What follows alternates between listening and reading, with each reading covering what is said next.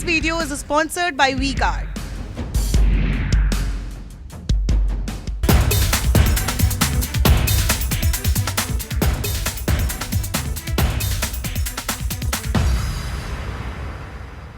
नमस्कार। राजस्थान में चुनाव प्रचार खत्म हो गया है। कुछ ही घंटे के बाद चुनाव का मतदान भी शुरू हो जाएगा और इस बीच में राजस्थान विश्वविद्यालय के मेरे पीछे आप देख ही रहे केंद्रीय पुस्तकालय सेंट्रल लाइब्रेरी के पास आया। मैंने सोचा कि राजस्थान के युवाओं के बीच में युवाओं के मन में क्या है, उनके बीच में क्या क्या मुद्दे हैं, चुनाव से पहले राजस्थान का युवा क्या सोचता है और पढ़े लिखे आज के नौजवान जो यूनिवर्सिटी के स्टूडेंट्स हैं उनके बीच अपने मुद्दों को लेकर कितनी बेचैनी और बेकरारी है, आज उनसे बात की जाए। तो मैं राजस्थान विश्वविद्यालय आया हूँ। कुछ बच्चे यहाँ पर हैं। वैसे तो छुट्टी का दिन है, चुनाव में आपको पता ही है, और लेकिन कुछ बच्चे यहाँ लाइब्रेरी में, कुछ बच्चे और कुछ बच्चियाँ लाइब्रेरी में अभी अंदर हैं भी जो बाहर निकल रहे थे। मैंने सोचा उनसे बातचीत की जाए। सियासत की बात तो होती रहती है, युवाओं की, नौजवानों की बात होना भी बहुत ज़रूरी है। तो मैं बातचीत का सिलसिला इन्हीं से शुरू करता हूँ। चुनाव तो है ही, इनके मुद्दे भी हैं। तो मैं सबसे पहले तुम ही से शुरू करता हूँ। क्या नाम है बेटा आपका? मेरा नाम सुरक्षा चौहान है। आप क्या करती हैं?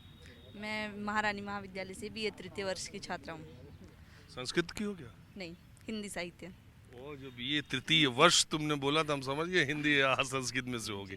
तो एक बात बताओ, आप जो मैंने बोला तो आप छात्राओं के लिहाज से बताओ, आज जब ये चुनाव होता है, ये जब सियासत होती है, ये जब रैलियां होती हैं, जब ये नेता सामने आते हैं, तो पहली बात आपके दिमाग में क्या आती है?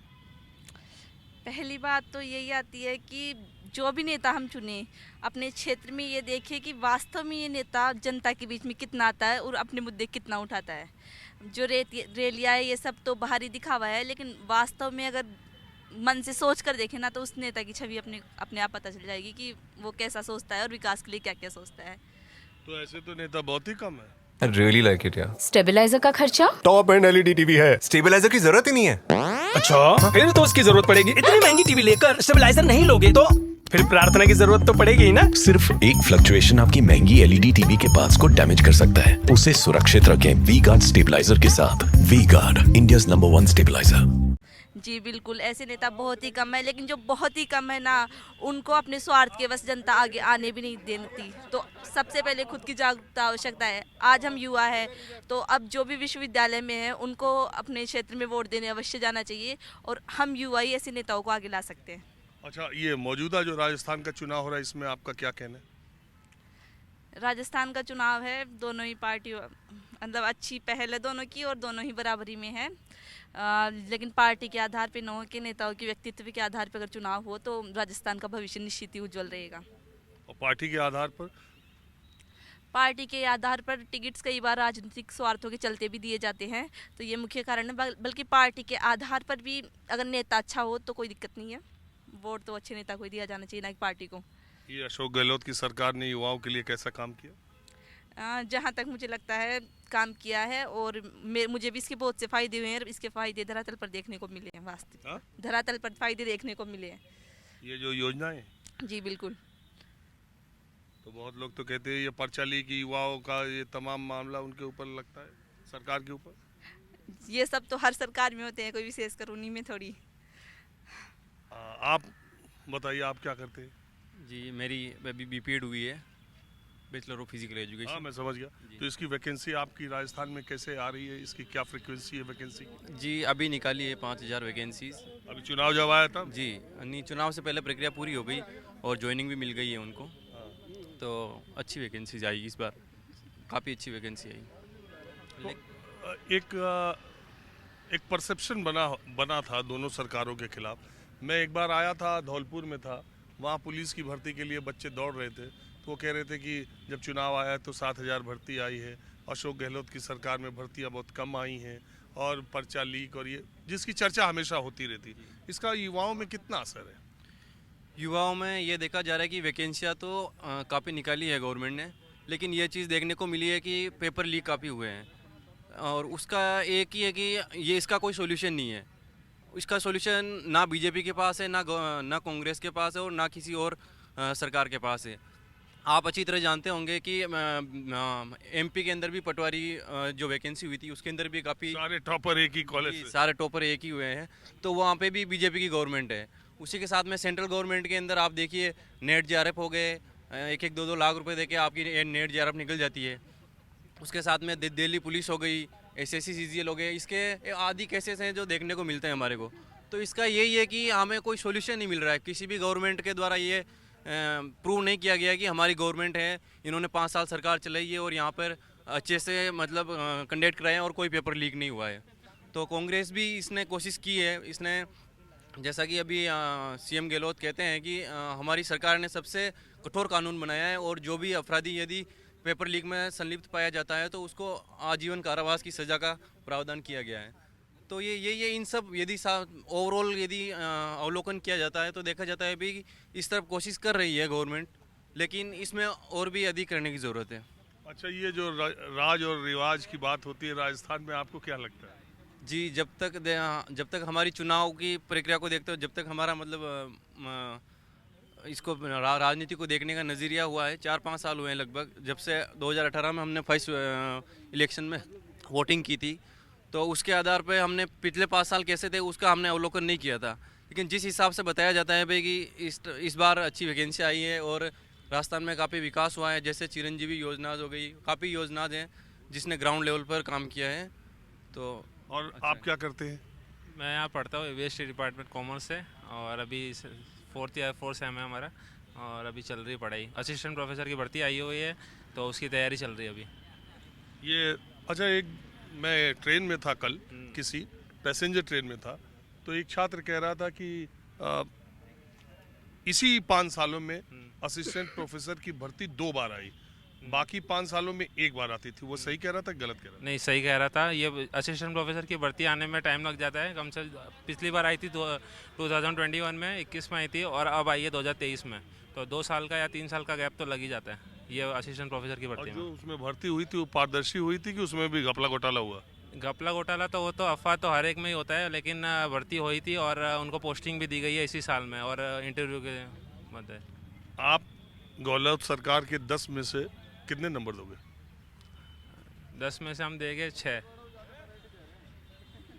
तो और बेहतर दे सकते थे? नहीं, और बेहतर तो जब देंगे जब उनका काम परफॉर्मेंस ज़्यादा अच्छा रहेगा तो हम देंगे। अभी फिलहाल अच्छा, तो अभी ऐसा उनका परफॉर्मेंस है कि वो रिपीट हो सकते हैं या नहीं, रिपीट तो जरूर होएंगे, वो तो उनके काम है वैसे उस लायक है, तो रिपीट होने की पूरी आशंका है कि रिपीट हो गया।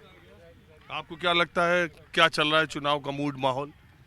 सर, चुनाव का मूल माहौल फिलहाल राजस्थान में बीजेपी और कांग्रेस तो होती है, लेकिन हमारे यहाँ के पूर्व छात्र संघ अध्यक्ष रह चुके हैं हनुमान बेनीवाल जी, उन्होंने भी अपनी एक अलग पार्टी हटके बनाई हुई है, तो काफ़ी कुछ क्षेत्र अपने आसपास के राष्ट्रीय आरएलपी, हाँ आरएलपी, तो उनकी भी पार्टी का जोश काफ़ी अच्छे से दिखाई दे रहा है वो आसपास। तो कहते हैं उनकी पार्टी का जाटों में ही है।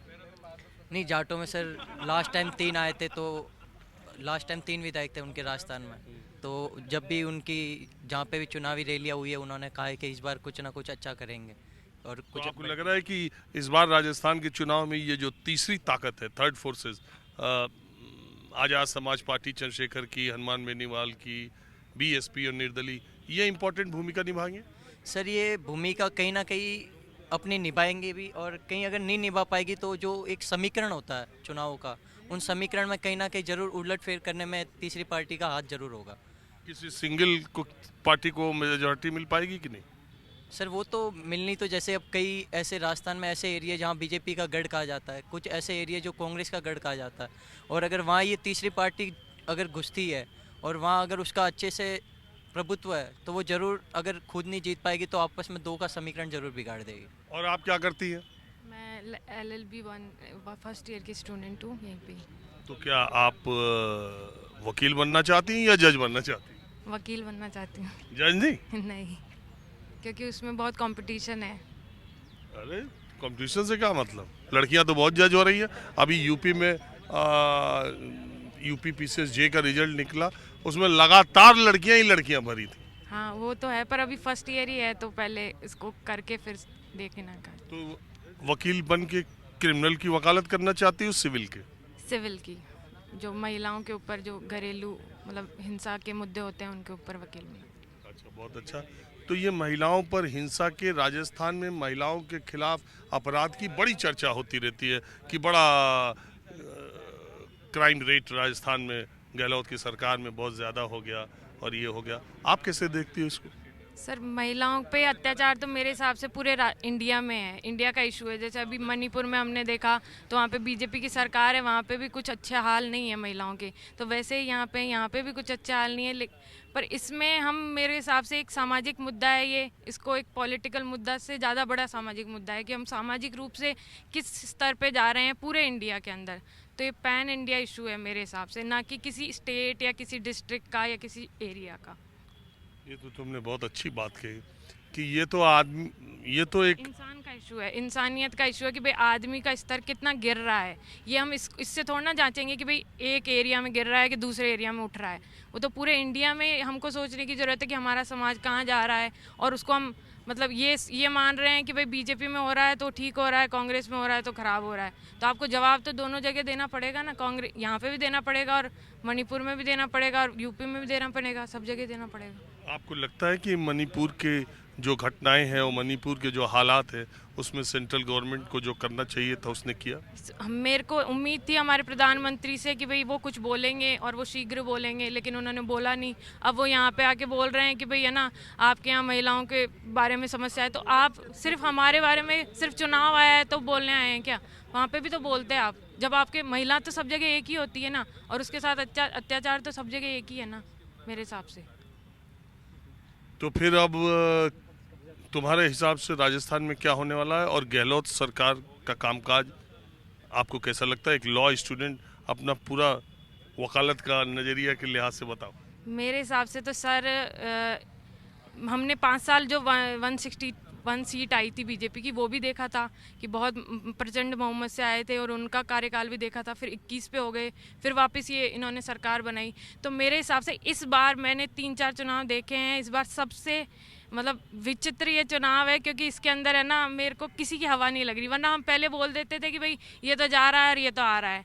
इस बार कोई जा नहीं रहा है, कोई आ नहीं रहा है। तो इस बार क्या है कि जो पर्सनल जो कैंडिडेट है उस पर ज़्यादा चुनाव फोकस है पूरा का पूरा, मेरे हिसाब से तो ये। अरे तुमने इतनी समझदारी वाली बात की, ये बिल्कुल सही बात की। मैं भी राजस्थान के इतने जिलों में गया। असल में क्या है कि राजस्थान में जातिगत आधार पे भी बहुत चुनाव होता है।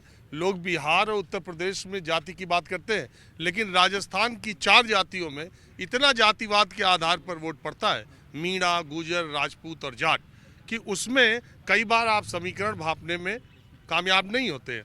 कुछ जगहों पर या ज़्यादा जगहों पर इन पार्टियों का जहां बाहुल्य, इन जातियों का जहां बाहुल्य है, इस बार या तो कांग्रेस का बागी या तो भारतीय जनता पार्टी का बागी उन इलाकों में खड़ा है। इससे समीकरण, और लोग पार्टियों से ज़्यादा, क्योंकि पार्टी का अंतर राजस्थान में इसलिए भी नहीं है कि कब कौन कांग्रेस में है, कब कौन बीजेपी में चला जाए, इसका कोई मतलब नहीं है। पिछला विधानसभा चुनाव 1 दर्जन से ज़्यादा लोग जो कांग्रेस से लड़े और जीते वो बीजेपी से चुनाव लड़ रहे हैं, और ऐसे ही बीजेपी से जो लोग लड़े थे वो कांग्रेस से चुनाव लड़ रहे हैं। तो ऐसी स्थिति में उम्मीदवार के ऊपर राजस्थान का चुनाव बहुत ज़्यादा है, और बागियों और कई जगह तीसरे मोर्चा कह लीजिए, तीसरे लोग जो चुनाव लड़ रहे हैं, उससे ये समझ ही नहीं आ रहा चुनाव से पहले कि राजस्थान में किसी तरफ हवा बह रही है या नहीं बह रही है। This video is sponsored by WeGuard.